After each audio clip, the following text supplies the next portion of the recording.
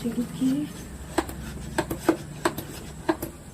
ஈவினிங்கில் நம்ம வந்து இந்த மருந்து ஸ்ப்ரே பண்ணிவிட்டால் இந்த சுருட்டல், இலை சுருட்டல், இந்த பூக்களில் வர சுருட்டல், அதுக்கப்புறம் இந்த மாவு பூச்சி, இது எதுவுமே எல்லாமே போயிடும் இந்த மருந்தில். ஈவினிங்கில் தான் இதை வந்து அடிக்கணும் இந்த மருந்து. சூப்பராக எல்லாத்துக்கும் ஒரு 2 டைம் அடிச்சு விட்டாலே போதும். இதுக்கு நல்ல ஆர்கானிக் பூச்சி. இது வந்து கெமிக்கல் கிடையாது. இந்த மருந்து வந்து கெமிக்கல் இல்லை. கொசு எல்லா செடிக்குமே அடிக்கலாம். பழங்கள், காய்கறிகள். இது வந்து இது என்ன செடி சொல்லு? மிளகாய். கொத்தமல்லி.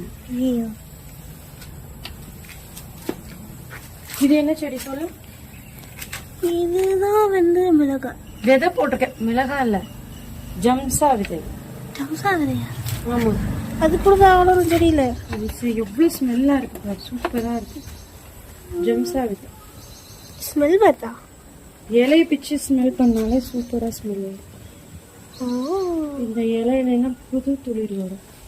இந்த மருந்து அடிச்சோம்னா அந்த பூச்சிங்க, கணக்கு தெரியாத பூச்சிங்களும் இதில் வந்து போயிடும்.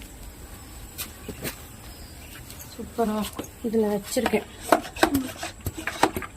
என்னது இது? தக்காளி. இது கத்திரிக்காய் செடி. இப்போதான் கத்திரிக்காய் செடி நட்டுருக்கேன். இன்னும் இருக்கு. இதில் வந்து கருவேப்பிலை.